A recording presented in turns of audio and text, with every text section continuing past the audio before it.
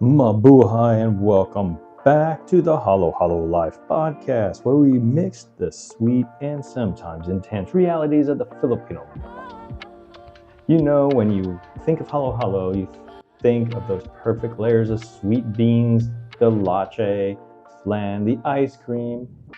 But now it feels like our perfect mix has been layered with something more, little more turbulent. We're talking, of course, about the intense weather system that we just experienced that swept through our country. It hasn't been one storm that's been punishing. No. It's been two punches in the gut. This is the test of resilience of the Filipino communities. The calm before the storm and then the superstorm. And yes, for a while, the Pacific typhoon season has been quieter than usual, but that calm was utterly shattered by super typhoon Regasa. We'll go with Regasa. Known here as super typhoon Nando, because the Philippines actually has a different naming system than the rest of the international version. So we out here have a different, like I said, different naming system. So this wasn't just a big storm. It was one of the strongest tropical cyclones of 2025 anywhere in the world. It was a Category 5 equivalent monster, packing maximum sustained winds that are absolutely terrifying. If you look at the pictures through Google, or even say you have some friends who live up north in the Philippines, they probably broadcasted or shared some photos of the devastation. Even like in Manila, always prone to flooding, was, well, just almost underwater. Almost as in, it's always underwater, it seems like. Brazanga brought widespread destruction, primarily just tearing through the northern portions of Luzon. We're talking about a massive evacuations, landslides, devastating floods, and tragic loss of life across the region. In the neighboring countries, the sheer power of the super typhoon left behind communities with flattened homes, crippling power lines, and needed massive recovery efforts. Bololai, the back-to-back blow. And this is where it actually affects me the Bicol region, because I live here. And where I live, we really didn't get too much. We just got some winds and some rain, but it passed south of us. But it did leave us with the morning of landfall.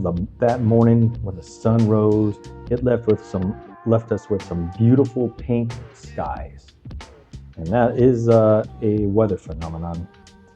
And if you're a sailor, you probably know that actually brings. The meaning actually brings trouble. Was it red at night, sailors delight? Red in the morning, sailors take warning. And that's what basically happened. The typhoon hit landfall and devastated the area.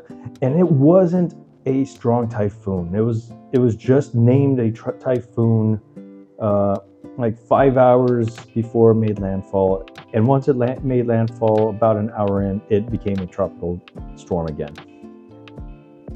But just as a nation started to breathe a collective sigh of relief and turn its mind to recovery from the super typhoon, the heavens opened up again. Hot on its heels came severe tropical storm Bulalai, or I'll just name it Opang because that's what it's locally known as, Opang. Opang wasn't a Category 5. It was not as strong as the super typhoon that just hit north. But its impact is still deadly and extensive, especially across the central islands of the Luzon and central. Let me rephrase it. Central islands and southern Luzon, in which I live in the southern Luzon. When a region is already waterlogged, when the soil is already saturated and the people's homes are already damaged, the infrastructure is already compromised, any storm is a major threat. Opang brought more torrential rain, more flooding, and more than 400,000 people had to be evacuated. Adding stress to the already buckling problem that the super typhoon Ragasa.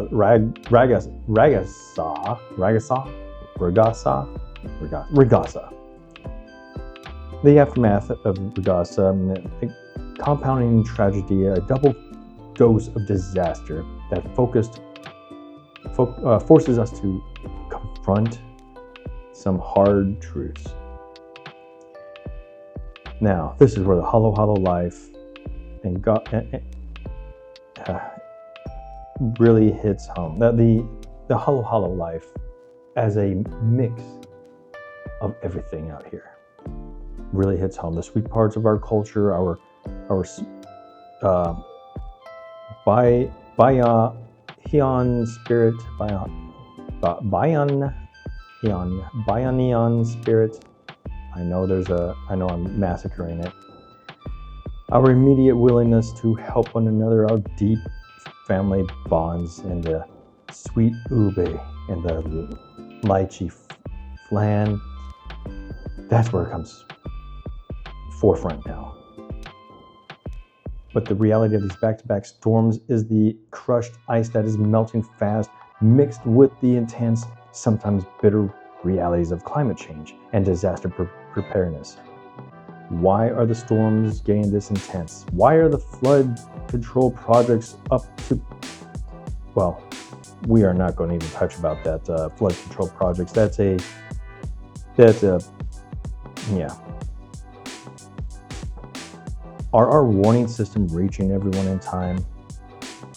And I actually have to say, yes, they're almost as better than, they're better dated than the US, surprisingly. And, at least where I lived in Oregon. So we've been getting a lot of alerts on our phones, especially with the sea surges and potential downpour, floodings, rains, and get to higher ground alerts. These are the difficult questions that our leaders in our communities must face, as a new norm seems to be a succession of the stronger, faster forming weather systems. As we continue to monitor the situation, let's remember that the people in the hardest hit areas, they need our help. They need aid. They need a safe place to sleep. They need to know they aren't alone facing this double storm. Yes, that is true. Like for me, we haven't been hit with the severity of the storm, the intense strength of any of the storms here since I've made my Philippines is my home.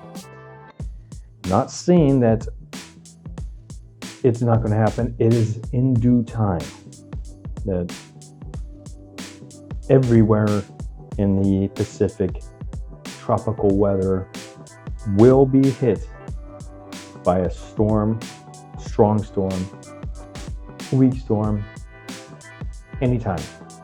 In fact, as we were recording on September 27th of 2025 at 9:44 a.m., there is a area in the same location as Opang when it was noticed. Same location,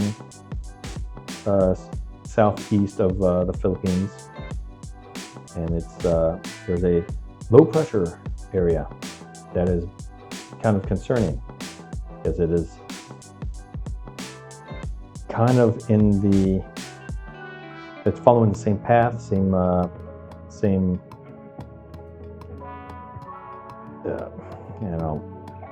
it's kind of the same as Opong, and most of the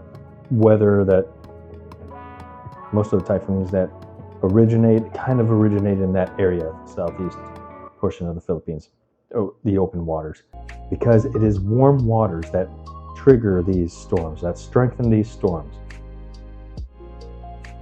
So, for our listeners today, please take a moment and find your local relief organization that is working with the Philippine government.